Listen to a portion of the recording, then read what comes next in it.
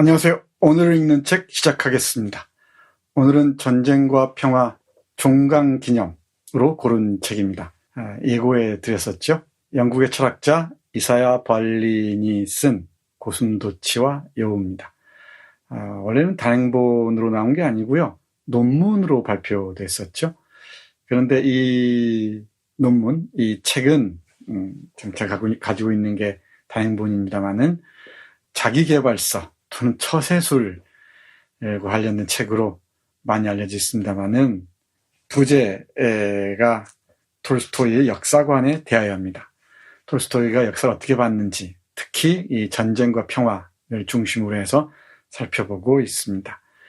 여러 이 스탕달이나 드메스트르 같은 사람들과 비교도 하지만 전쟁과 평화에서 톨스토이는 어떻게 역사를 얘기하고자 했는가에 초점을 맞추고 있습니다. 그래서 전쟁과 평화를 읽은 마당에 이사야 벌린의 유명한 이 책 고슴도치와 여우를 여러분께 소개해드리고 싶었습니다.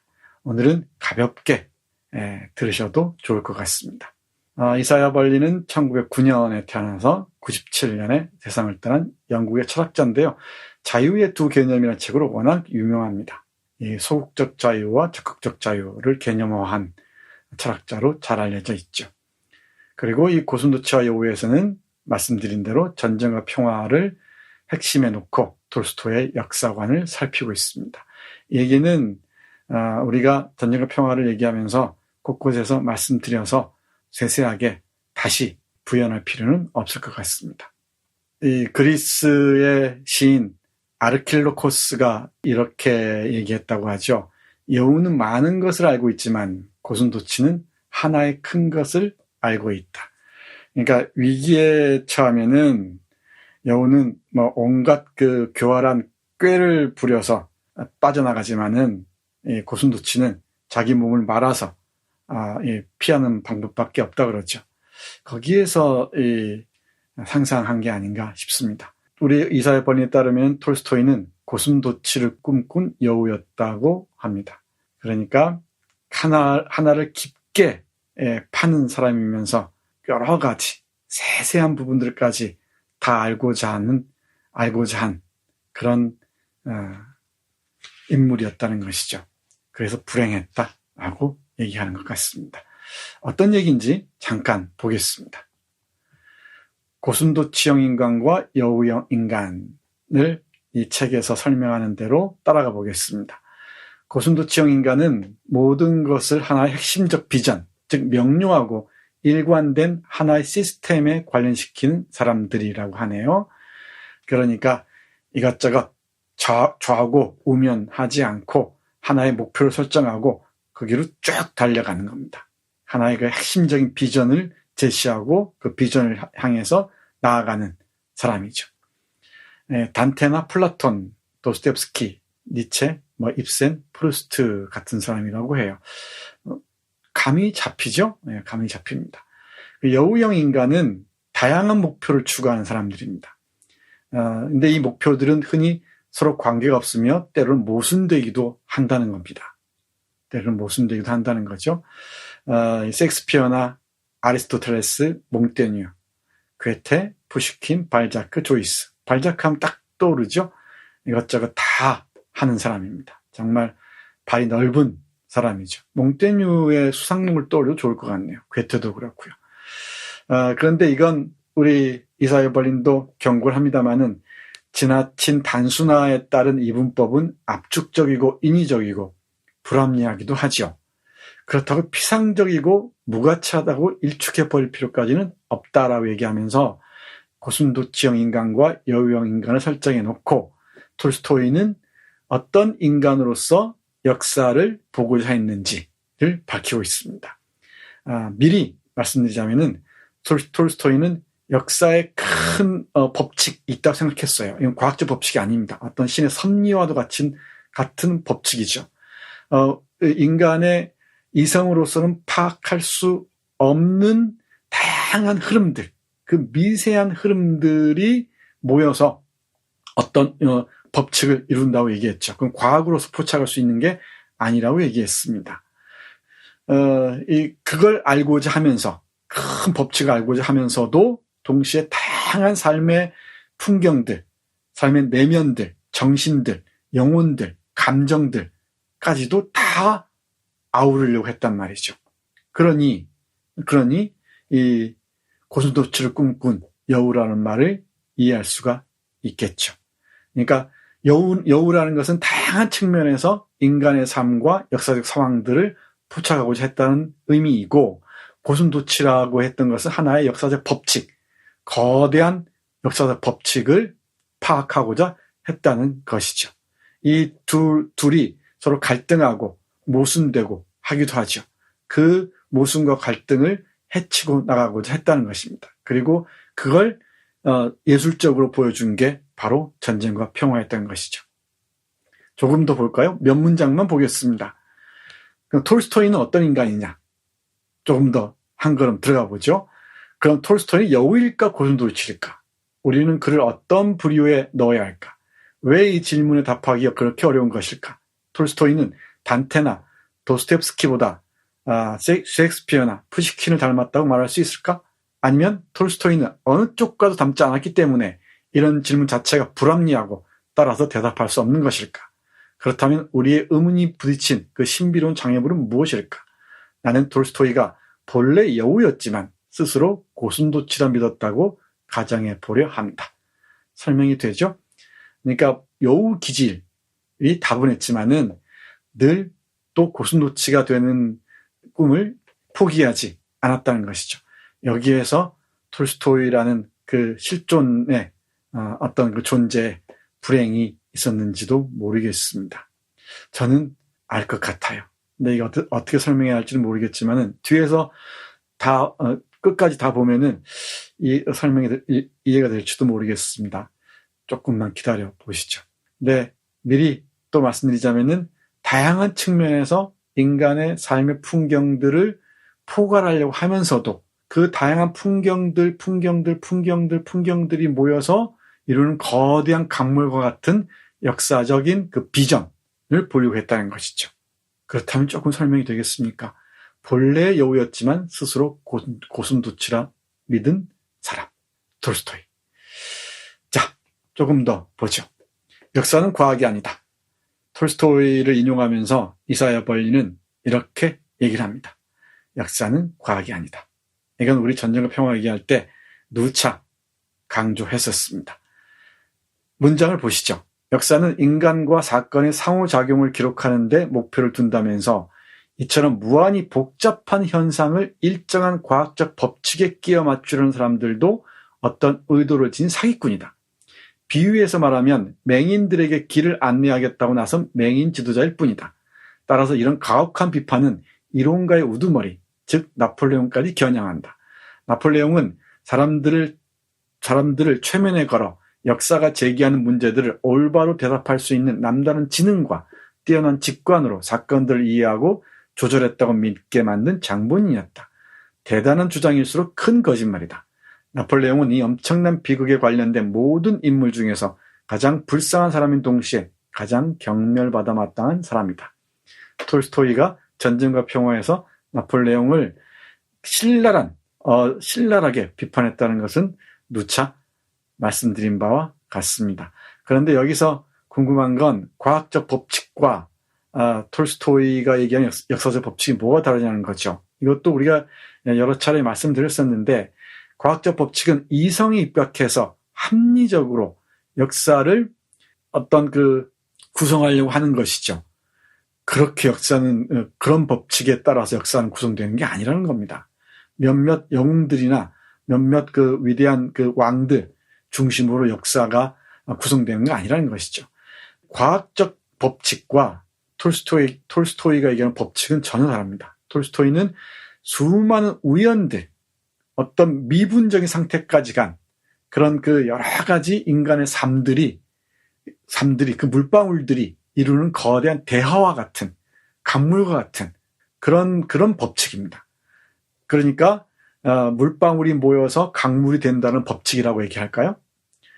거기에는 수많은 우연적인 계기들이 인간의 이성으로 포착할 수 없는 그 어떤 법칙이 있지만은 인간의 이성으로는 포착할 수 없는 그런 법칙들이 계제에 있다는 것이죠. 이건 신의 뜻과 관련되어 있죠. 이 신의 뜻은 제가 말씀드리길 스피노자의 신의 뜻과 신과 일정 정도 관련이 있는 것처럼 보인다고 말씀드렸습니다. 이사야 벌린 이 책에서도 스피노자 톨스토이를 그런 관점에서 바라보는 것 같습니다. 네, 역사는 과학이 아닙니다. 수많은 우연들, 수많은 관계들이 형성해 나가는 강물과 같은 흐름이죠. 그 흐름을 톨스토이는 역사의 법칙으로 봤던 것 같습니다. 네, 고슴도치를 꿈꾼 여우, 우리 톨스토이 얘기입니다. 문장을 읽어보시면 감이 잡히리라 생각합니다. 톨스토이는 다양한 모습으로 나타나는 현실을 이질적인 단위들의 집합체로 인식했다. 다양한 모습으로 나타나는 현실을 이질적인 단위들의 집합체로 인식했다. 그는 현실을 남다른 해안과 통찰력으로 꿰뚫어 보았지만 하나의 거대한 전체가 존재한다고 믿었다. 지금껏 어떤 작가도 삶의 다양한 모습을 그처럼 통찰력 있게 보여주지 못했다. 톨스토이는 차이와 대립, 인간과 사물과 상황의 충돌 등 하나하나를 고유한 모습으로 포착해서 어떤 작가도 발견하지 못한 구체적인 형상을 정확하고 직접적으로 전달해 주었다. 그러니까 여기서 그 거대한 전체가 존재한다고 믿었다. 이건 비전을 믿은 거죠. 그러니까 하나의 법칙을 믿은 거죠. 이건 고슴도치적인 사유죠. 그에 비해서 다양한 모습들을 통찰력 있게 보여준단 말이에요. 차이와 대립, 인간과 사물과 상황의 충돌 등 이런 하나하나를 고유한 모습을 포착해서 구체적으로 보여줬다는 것이지. 이건 여우적인 사유, 여우적인 관점이죠. 이렇게 서로 모순되는 상황 속에 놓여 있었다는 것이지. 조금 더 보시죠. 특별한 향취, 조수처럼 밀려가며 흔들리는 느낌, 뚜르게네프가 단순한 속임수라고 빈정됐던 미세한 움직임, 표정과 생각과 고통스러운 감정의 내외적인 모습 및 분위기, 또한 특수한 상황, 한 시기, 개인과 가족만이 아니라 공동체와 민족 전체의 삶을 섬세하게 묘사하는 데 톨스토이를 능가할 작가는 없었다. 개체의 본질을 완벽하게, 말하자면 모든 차원에서 그 성분을 빠짐없이 드러내는 놀라운 능력 덕분에 톨스토이는 그의 세계에 존재하는 모든 대상과 모든 사람을 실감나게 묘사할 수 있었다. 네, 이렇게 실감나게 모든 대상들을 묘사하면서도 큰 흐름까지 파악하려고 했던 것이죠. 얼마나 고통스럽고 얼마나 깊은 갈등에 시달렸겠습니까? 고슴도치를 꿈꾼 여우 톨스토이. 조금은 이해할 수 있으시겠죠? 네, 마무리하겠습니다. 톨스토이의 모순 또는 불행입니다. 톨스토이가 위대한 인물이었다는 걸 잘 알지만은 또 톨스토이만큼 모순으로 가득 찬 인물이 없었습니다. 그리고 그 내적 갈등에 그렇게 고통스럽게 시달린 인물도 없었습니다. 톨스토이의 전기를 보면은 그런 그 방탕한 인물이 없고요. 동시에 그렇게 숭고하고 이 엄격한 인물이 없습니다. 그러니까 아주 모순되는 이 인간의 면모들을 그 안에 다 갖추고 있습니다. 자, 볼까요? 톨스토이의 현실 감각은 마지막 순간까지 너무나 통렬해서 뛰어난 두뇌로 세상을 잘게 쪼개 얻어낸 단위들에서 재조립해낸 어떤 도덕적 이상과 또 양립할 수 없었다. 따라서 그는 이런 사실을 부인하는데 평생 동안 온 힘을 쏟아부었다. 지독히 자존심이 강하면서도 자기 증오에 시달렸고 박식하면서도 모든 것을 의심했으며 냉정하면서도 넘치도록 열정적이었고 남을 경멸하면서도 자기 비하가 심했으며 심한 고뇌에 시달리면서도 초연했고 가족과 헌신적인 추종자들에서 사랑받고 온 문명 세계에서 찬사를 받았지만 거의 언제나 홀로였던 톨스토이는 위대한 작가 중에서 가장 애처로운 사람이었고 콜로누스에서 눈을 가린 채 정처 없이 떠돌아다니지만 누구에게도 도움을 청하지 못해 자포자기한 노인이었다. 콜로누스에서 눈을 가린 채 정처 없이 떠돌아다니지만 이건 콜로누스의 오이디푸스를 떠올리게 하죠. 소포클레스의 비극 콜로누스의 오이디푸스. 눈이 가린 채 이 안티고네 손에 이끌려서 콜로누스를 떠돌아다니는 이 비극적인 인물 오이디푸스를 떠올리시면 될 것 같습니다. 톨스토이는 이렇게 모순과 격투를 벌였던 것 같습니다.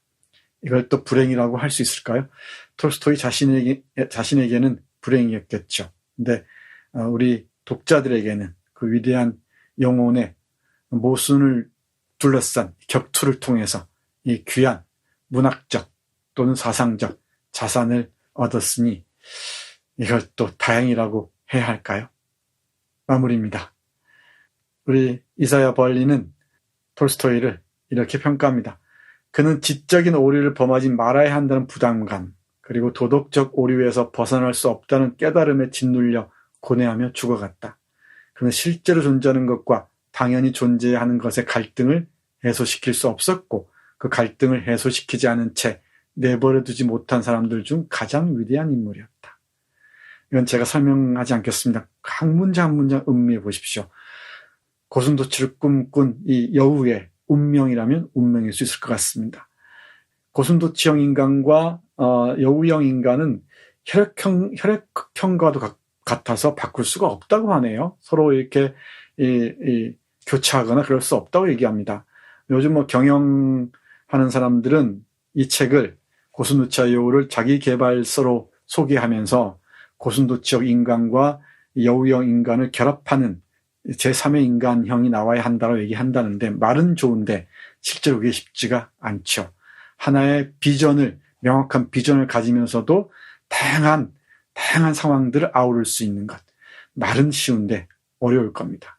그 고슴도치형 인간을 꿈꾸었던 이 여우형 인간 톨스토이의 그 비애, 그리고 고통스러운 내적인 그 싸움들을 통해서 이 양인간형을 아우른다는 게 얼마나 힘겨운 일인지 조금은 추측해 볼 수 있지 않을까 싶습니다. 네, 이 이사야 벌린의 고슴도치와 여우 함께 했는데요. 조금은 어려울지도 모르겠습니다만은 남들이 설명해 주는 것, 그러니까 고슴도치형 인간이 이렇고 여우 인간이 이렇대 라는 그 도식만 이해하지 마시고, 전쟁과 평화, 톨스토이, 그리고 이 이사야 벌린의 고슴도치형 인간과 여우형 인간을 바라보는 시선을 한번 깊이 있게 파고들어 보시는 것도 의미가 있지 않을까 싶습니다. 왜냐하면 우리는 톨스토이를 만났고 또 전쟁과 평화를 읽었으니까요. 네, 다음 주부터는 안나 까레니나를 만나시겠습니다. 오늘 읽는 책 고슴도치와 여우 마치겠습니다. 고맙습니다.